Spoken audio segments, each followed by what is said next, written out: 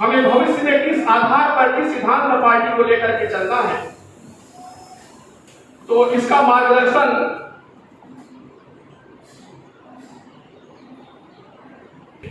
कि हमारे अध्यक्ष महोदय श्री संतोष सिंह जी इस पर कुछ प्रकाश डालें और ये स्पष्ट करें कि आपकी नीति किस आधार पर और कैसे हमारे देश के प्रति एक बहुत ही लाभदायक, सहायक और उज्जवल भविष्य को लेकर के आ सकती है।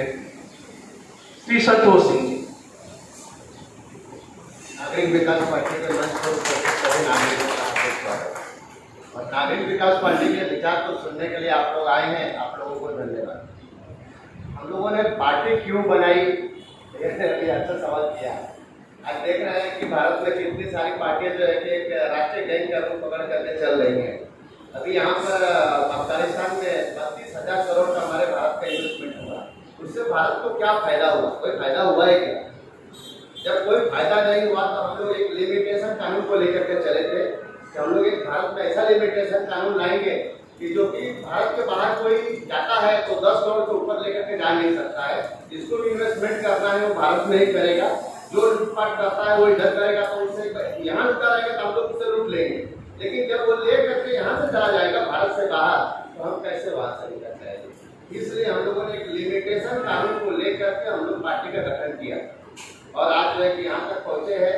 और मैं देख रहा हूँ कि सभी पार्टियां, मतलब उनका कुछ वो नहीं है कि एक साथ में बैठना उठना, एक दूसरे के लिए लड़ना झगड़ना, लेकिन कोई उनके पास रोड मैप है ही नहीं। वो करना क्या चाहते हैं, करेंगे कैसे? उनके पास बस ये है कि लोगों को बरगलाना, हिंदू मुस्लिम सिख ईसाई। लेकिन बहुत सारे छोटे छोटे संस्थाएं भी बहुत बन चुकी हैं जो कि मतलब वो अपने ऊपर ही चल रही हैं। और पार्टी का क्या नेतृत्व ऐसा होना चाहिए कि राष्ट्र का विकास होना चाहिए, नागरिकों का विकास होना चाहिए। नागरिकों का विकास ही देश का विकास है।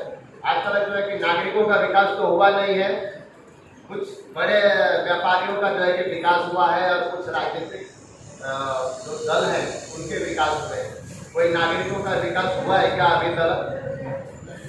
नहीं हुआ। इसलिए हम लोग जो है कि ये पार्टी बनाए कि नहीं भाई, सभी नागरिकों का विकास होना चाहिए। हर गांव को हम लोग जो है कि डेवलप करेंगे। कैसे करेंगे वो हम लोगों के पास रोड मैप है। पहले भी जो है कि भारत में जो है कि अंग्रेजों के जमाने से, मुगलों के जमाने से 18 प्रकार के इंजीनियर होते थे। आज वो इंजीनियर जो है कि भारत के जो है कि शहरों में आ गए हैं। गांव में जो है कि वो इंजीनियर है नहीं। अब वहां से लोग पलायन करके तकलीफ बस जो है कि आते हैं यहाँ पर, मुंबई में आते हैं, अपने जो है कि बड़े बड़े शहरों में जाते हैं। तो हम लोग जो है कि और यहाँ के जो अच्छे बच्चे पढ़ते हैं तो उनको जो है कि बोली लग जाती है। उन बच्चों की बोली लग जाती है जो अच्छे पढ़े लिखे बच्चे हैं, तो वो जो है कि विदेश चले जाते हैं। तो ये बताइए कि भारत का डेवलप होएगा कि विदेश का डेवलप होएगा? इसलिए हम लोग जो है कि भारत के डेवलपमेंट के लिए जो भी हमारे अच्छे बच्चे पढ़े लिखे हैं उनको यहीं पर जो है कि व्यापार बिजनेस जो है कि दिया जाएगा। और यहाँ पर ही जो है कि उनको जो है कि आगे हम जो भी राफाल सुई से लेकर के राफाल हम भारत में बनाएंगे, न कि हम भारत के लिए हम लोग लेकर के आएंगे। आज यहाँ पर आप लोगों को मालूम होगा कि रुपया, पाउंड और डॉलर सन 47 में एक समान था। आज जो है कि रुपया जो है कि इतना नीचे गया, डॉलर जो है कि 70-75 रुपये के लपेट में हो गया और पाउंड 109 के लपेट में है। तो हमारी कुछ नीतियाँ ऐसी रही जिससे जो है कि हम कमजोर होते गए। आज हमें कोई भी सामान लेना होगा तो हम 70 रुपये चुकाएंगे तो वहाँ से उनके 1 रुपये का बराबर हम सामान लेंगे। तो हम ऑलरेडी हम कमजोर हो गए हैं। तो हमारे यहाँ से माल तो कोई बिकता नहीं है, उधर आयात होता है, निर्यात होता नहीं। तो निर्यात के लिए हम लोग यहाँ पर हर गांव को डेवलप करेंगे। इंफ्रास्ट्रक्चर जो है वो हर जगह जो है कि सरकार का व्यवस्था होगा कि कहाँ भी आप सामान खरीदें वहाँ पर आपको अवेलेबल मिले और वही भाव में मिले। जो मुंबई में मिलता है वो आपको बिहार में भी वही भाव में मिले। हमारे पार्टी का लक्ष्य और उद्देश्य यही है कि जो भी सामान मिले एक बराबर मिले, ताकि आप कहीं भी जो है वो सामान बना करके और उनको जो है कि निर्यात कर सके।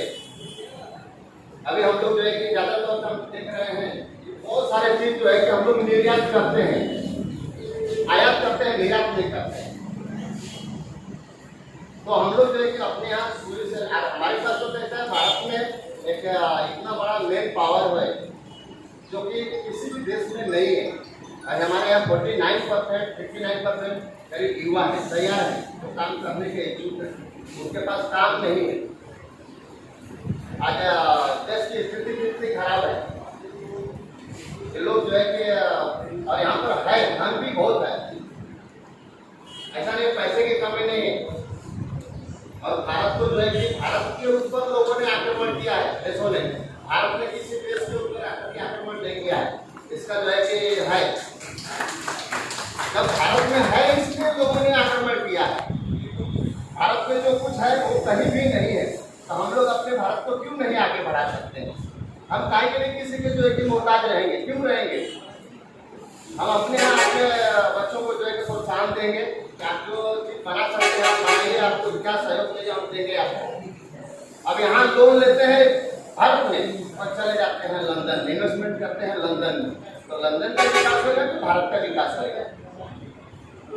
तो इसलिए हम लोगों ने इस पार्टी को बनाया और यहाँ तक पहुँचाए। भैया आपको समझाएंगे। बहुत धन्यवाद संतोष सिंह जी, आपने जो अपनी बातें रखी सत्य पे आधारित हैं और हर एक राजनीतिक पार्टियों की कमी यही होती है कि वो सत्य से दूर चले जाते हैं। तो हम उम्मीद करते हैं, हम भी इस पार्टी के कार्यकर्ता, छोटे से कार्यकर्ता हैं, रहेंगे कि आप इन सत्य वचनों के साथ एक अध्यक्ष के रूप में नागरिक विकास पार्टी को उच्चतम से उच्चतम शिखर पर लेकर के जाएं। हम सभी सदस्यों का, उपस्थित महानुभावों का आपको निरंतर सहयोग मिलता रहे। एक छोटी सी बात मैं जरूर कहूंगा, जीना तो है उसी का, जीना तो है उसी का जिसने ये राज जाना, है काम आदमी का और वो के काम आना। अगर हम मनुष्य हैं, चाहे वो राजनीतिक पार्टी हो या कोई धार्मिक पार्टी हो या कोई भी संगठन हो, हमारा परम कर्तव्य है कि हम मनुष्य के काम आए और इसी निमित्त प्रभु ने, ईश्वर ने हमें यहां भेजा है। हमारे आपको भेजने का दूसरा कोई कारण नहीं है। आप चाहे जिस रूप में आए, किसी के सहयोग में, आपका कर्तव्य होता है काम आदमी का और उनके काम आना। जिंदगी चलती रहती है, बहुत इसमें शिखर पर पहुंच जाते हैं बहुत लोग, लेकिन बहुत लोग खड़े नहीं हो पाते हैं। यही जिंदगी है, जितने तरह के लोग हैं उतने तरह की जिंदगी होती है। लेकिन एक बात मैं जरूर कहूंगा, हमारे आदरणीय राजशेखर सिंह जी यहाँ बैठे हुए हैं, वीरेंद्र भाई बैठे हुए हैं, हमारे अध्यक्ष महोदय सैनी साहब जी हैं, राजनीतिक पार्टियां बनती जरूर हैं, लेकिन वो ऐसी नीति को अपना लेती हैं जो अपने को ही बढ़ाने में लगे रहते हैं। इसका एक दृष्टांत एग्जाम्पल मैं दूंगा। जब शपथ ग्रहण होता है या जब फॉर्म नॉमिनेशन होता है किसी भी एमएलए का, किसी भी एमपी का, तो उनकी संपत्ति के ब्यौरा मांगा जाता है। आप लोग इस पर ध्यान दीजिएगा कि आज राजनीति, भारत की राजनीति किस दिशा में जा रही है और यहाँ के राजनीतिक करते क्या है। यहाँ के जो राजनीतिज्ञ हैं, जिसमें हम भी राजनीतिक पार्टी बना रहे हैं, हम भी राजनीति में आ गए, हमें क्या करना चाहिए? जब उनका ब्यौरा माना जाता है कि आपकी संपत्ति क्या है, 5 साल के अंदर, विद इन 5 years, जब वो दूसरा अपना देते हैं डिटेल, तो उनकी संपत्ति 1.5 गुना 3 गुना हो जाती है। आप लोग इस पर विचार कीजिएगा। हम नागरिक, हम काम करते हैं, हम बड़ी बड़ी बहुमंजिली इमारतों को खड़ी कर देते हैं, हम शिक्षा लाइन में जा करके 12 घंटे बच्चों को जा करके शिक्षा देते हैं, हम खेती करते हैं, हम पसीना बहाते हैं, लेकिन हमारी संपत्ति मात्र बैठती है 5 साल में। शायद हम वो भी नहीं बढ़ा पाते हैं, हम कर्ज में डूब जाते हैं। लेकिन ये भाई कौन सी कला है, ये कौन सी कमाई है ये कि इनकी संपत्ति 5 साल में कई गुना बढ़ जाती है, अगर करोड़ में तो अरबों में आ जाते हैं। इस प्रश्न पर विचार करना बहुत जरूरी है। हमारे अध्यक्ष महोदय बैठे हैं, हमारे आदरणीय लालशेखर चाचा बैठे हुए, सभी लोग बैठे हुए हैं, ये नीति हमको नहीं अपनानी है।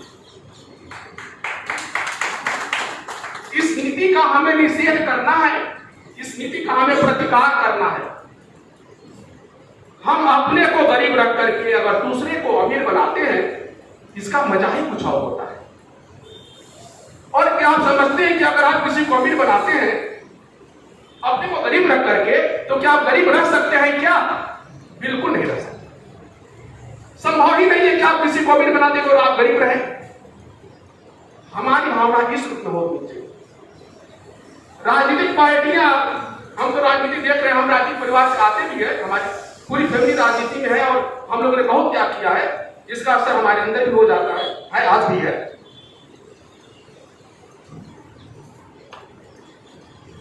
राजनीति का यही अफसाना है, अफसाने राजनीति का यही बहाना है, बस्ती भी जलाना है और आंसू भी बहाना है। सारी राजनीतिक पार्टियां आज ऐसे कुकर्मों में लिप्त हो गई है। अगर कुछ को छोड़ दिया जाए, हम सबकी आलोचना नहीं करेंगे, आलोचना भी अच्छी बात नहीं है, लेकिन जो स्वतः स्वार्थ सिद्धि में, अपने व्यक्तिगत लाभ में, अपने सैद्धांतिक मूल्यों को तिलांजलि दे रही है। अभी हम कांग्रेस में थे, हम बीजेपी में चले गए, अभी हम बीजेपी में हैं, हम भैया शिवसेना में आ गए। कहां गई आपका सिद्धांत, कहां गई आपकी नीति? हमें इन सब नीतियों से बचना है। और एक छोटा सा काम के मैं समाप्त करूंगा। विचार लो कि मर्त्य हो न मृत्यु से डरो कभी, विचार लो कि मर्त्य हो न मृत्यु से डरो कभी, मरो परंतु यूं मरो की याद जो करे सही। मरा नहीं सुमृत्यु सो वृथा मरे वृथा जिए, वही मरा नहीं कि जो जिया ना आपके लिए। यही पशु प्रवृत्ति है कि आप ही चले, वही मनुष्य है कि जो मनुष्य के लिए मरे। मनुष्य वही है जो मनुष्य के लिए मरे। उसी उदार की कथा सरस्वती बखानती। सरस्वती किसकी बखान करती है? ऐसे ही उदार व्यक्तियों की बखान करती है। सिर्फ डिग्री लेना सरस्वती उपलब्धि प्राप्त कर लेना नहीं है कि सरस्वती आपको मिल गई। उसी उदार की कथा सरस्वती बखानती, उसी उदार से धरा कृतार्थ भाव मानती, उसी उदार से सदा सजीव कीर्ति पूजती, तथा उसी उदार को समस्त सृष्टि पूजती, तथा उसी उदार को समस्त सृष्टि पूजती। अखंड आत्मभाव जो असीम विश्व में भरे, वही मनुष्य है कि जो मनुष्य के लिए मरे। हमारी पार्टी की विचारधारा इसी नीति पर चलनी चाहिए।